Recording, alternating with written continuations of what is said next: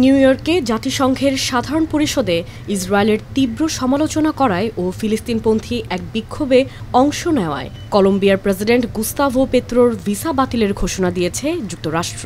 ২৬ September স্থানীয় সময় মার্কিন পররাষ্ট্র দপ্তর এর সিদ্ধান্ত জানায়।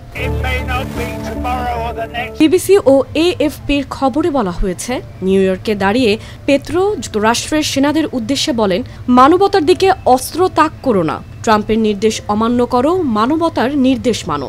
তার এই বক্তব্যকে উস্কানিমূলক ও বেপরোয়া কর্মকাণ্ড আখ্যা দিয়ে ওয়াশিংটন জানায়, এর ফলেই তার ভিসা বাতিল করা হচ্ছে। সামাজিক যোগাযোগ মাধ্যমে ছড়িয়ে পড়া ভিডিওতে দেখা যায়, স্প্যানিশ ভাষায় তার দেওয়া বক্তব্য একজন অনুবাদক ইংরেজিতে জনতার কাছে তুলে ধরছেন। সেখানে পেত্রো বিশ্বের দেশগুলোকে যুক্তরাষ্ট্রের সেনাবাহিনীর চেয়েও বড় এক বাহিনী গড়ে তোলার আহ্বান জানান। এর আগে বিবিসিকে দেওয়া সাক্ষাৎকারে তিনি ক্যারিবিয়ান সাগরে যুক্তরাষ্ট্রের মাদকবাহী নৌকার উপর চালানো বিমান হামলাকে স্বৈরাচারের কাজ বলে আখ্যা দেন। পেত্রো অভিযোগ করেন, এসব হামলায় নিহতদের মধ্যে কলম্বিয়ার নাগরিকও থাকতে পারে।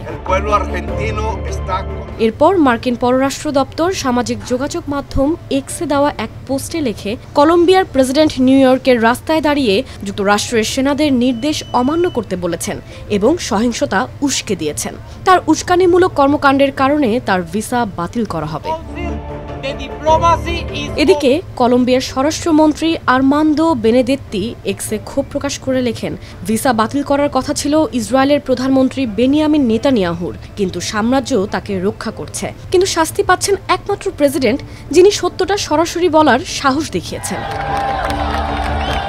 দেশের প্রথম বামপন্থী প্রেসিডেন্ট হিসেবে দায়িত্ব নেওয়ার পর থেকেই পেত্রো ও ওয়াশিংটনের সম্পর্ক খারাপের দিকে যায়। তার আমলে যুক্তরাষ্ট্রের ট্রাম্প প্রশাসনের সঙ্গে সম্পর্ক আরও জটিল হয়েছে। শুক্রবার রাতে পেত্রো নিউ ইয়র্ক থেকে বোগোতার পথে রওনা হন। তবে শুধু তিনি নন, জাতিসংঘ সাধারণ পরিষদের অধিবেশনে যোগ দিতে নিউ ইয়র্ক আসার ভিসা পাননি ফিলিস্তিনি প্রেসিডেন্ট মাহমুদ আব্বাস সহ আরও অন্তত ৮০ জন ফিলিস্তিনি কর্মকর্তা।